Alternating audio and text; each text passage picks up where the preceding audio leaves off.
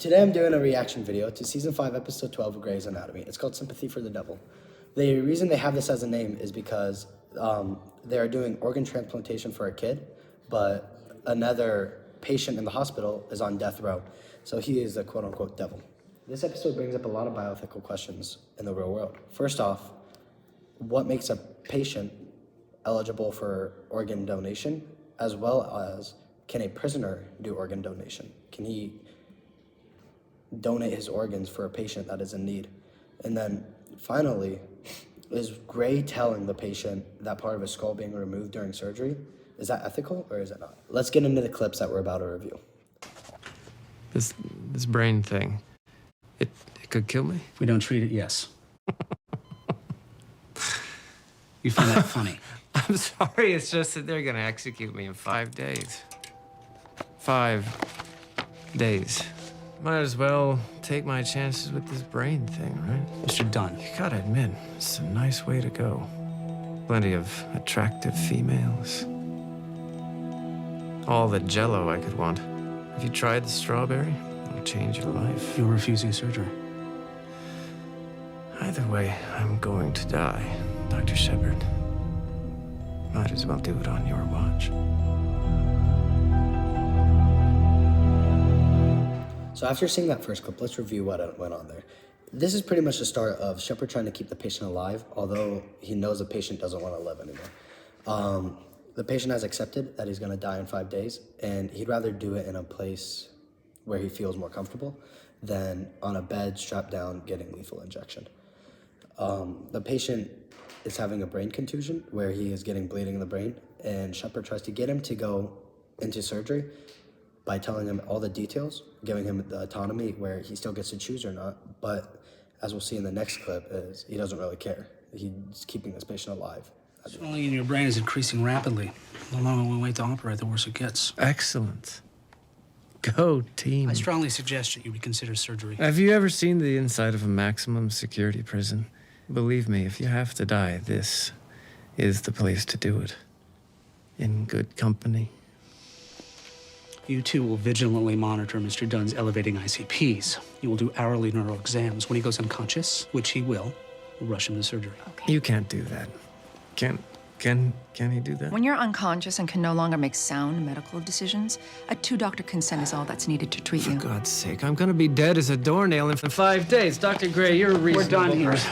Would you fix a broken television before you throw it? So in this clip, we see Shepard trying to convince a patient to get surgery again, which would be beneficial for him, which would help the bioethical principle of beneficence. It would benefit him because it would keep the patient alive and most likely to live, but he is going to die in 5 days, so he does not see a need in that. And also, surgery to the brain also could fall under the bioethical principle of non-maleficence because they are doing brain surgery, which is a long recovery time, and it still affects a patient by, you have to cut part of their skull open and all of that. As the clip goes on, we see Yang telling him that all the doctors need is to form consent, and that legally they can do that surgery to him no matter what, which could argue that it violates his justice because he already stated that he did not want the surgery, but they're telling him that he's going to get the surgery no matter what, whether he wants it or not. Once he passes out, they're gonna bring him into the OR and save his life. Cool. Did you do something bad? Traffic violation.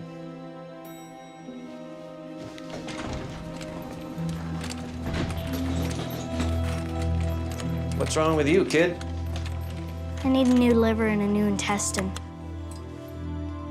Yeah? You want mine? So this scene is when the patient finds out that he can give his organs to the kid, which makes him not want to go into the surgery even more because now it shows that if he goes brain dead, he can give his organs to the kid, which can help save another life when he's just going to die in 5 days. So he wants to be able to do something good before he dies. One thing I like that the show did with this is they had them run into each other, which is just a good part of the script. It was smart. It added the kid into the script or the storyline with the patient, with the death row patient. Another part of the script that I like in this clip is that when the kid sees handcuffs on the death row patient, he asks, what'd you do to get in here?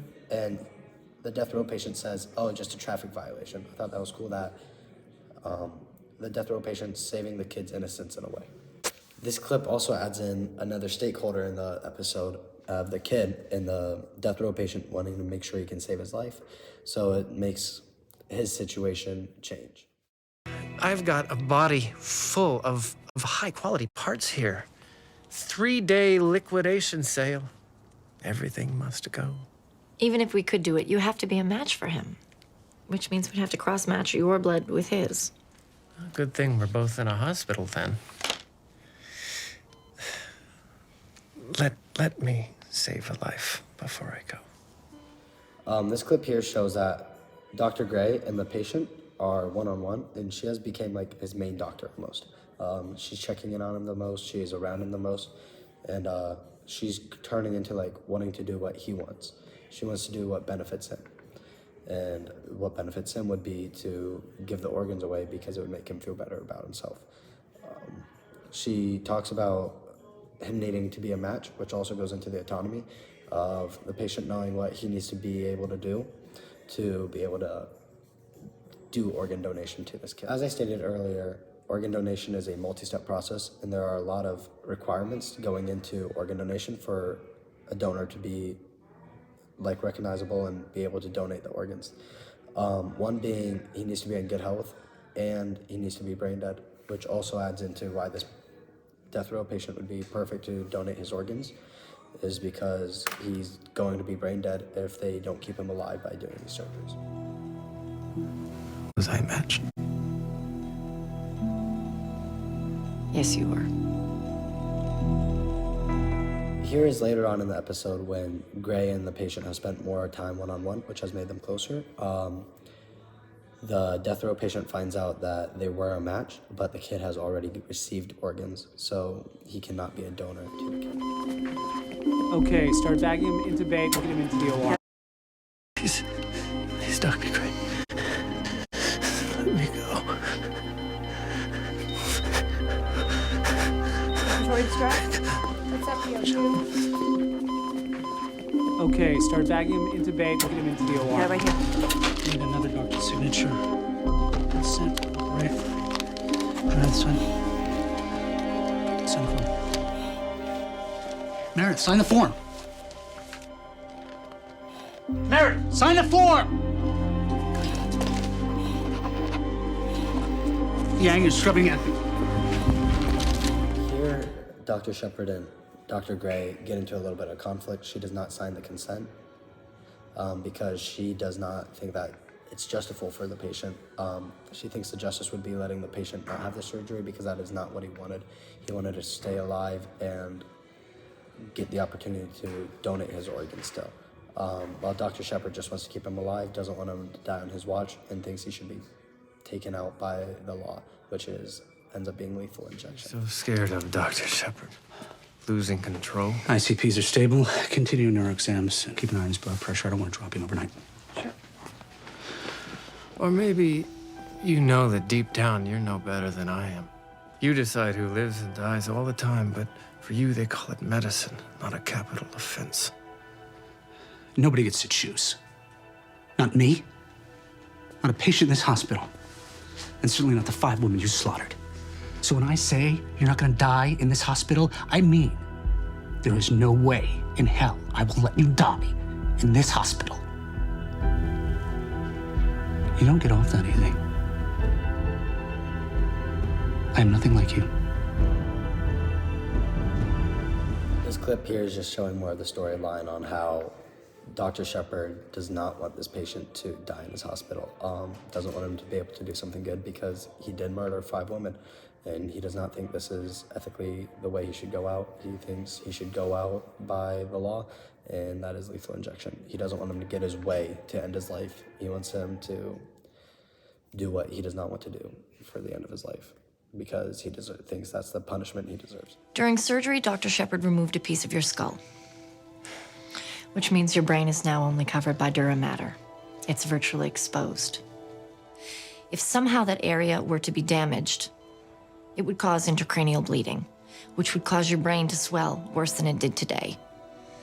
which would result in brain death. So as your doctor, I need you to be very careful not to damage it. Do you understand what I'm saying?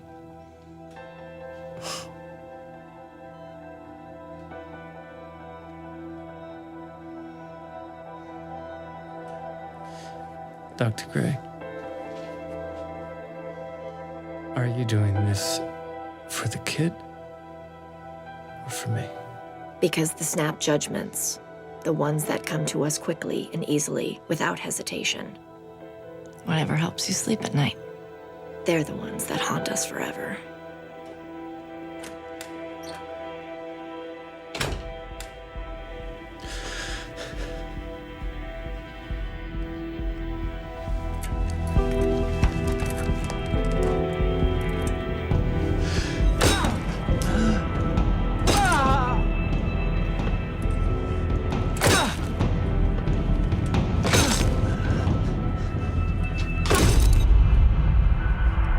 So as this whole episode went on, this is the final clip. Dr. Gray told him what happened during surgery, which is that the scar removed and that he can get brain damage more easy now, which he obviously goes straight into wanting to get that brain damage and wanting to be able to donate those organs, because it turns out that the organs that the kid got did not work. The organs died and they needed a new transplant as soon as they could. And once a death row patient finds out about this, he wants his organs to be donated. Is Dr. Gray telling him this ethically right? Like, should the patient know this? Because it ends up having him create self-harm, which obviously nobody wants, and especially in a hospital, they do not want that happening. There are also, just as stakeholders during this episode, are Dr. Gray, Dr. Shepard, Dr. Yang, and the death row patient, as well as the kid that needs organs. They all have their own different parts in it. Shepard and Yang are very similar during this, where they both want the patient to get what they think he deserves, while Shepard wants, or Dr. Gray wants the patient to be able to do one final good deed, and the patient just wants to help the kid out and save his life. This episode has all 4 bioethical principles laid out throughout the whole episode, whether it's the non-maleficence in the surgery, the autonomy in the patient getting to not choose, which is also a violation of his autonomy, but he also gets to know what happens in the surgery, the justice, which is also complicated because the doctors see justice as a different way, and then the beneficence of the patient still getting to live and the surgery, but also the beneficence of him knowing about the skull and about him being able to give himself a better opportunity to or donate his organs, which is what he really wants.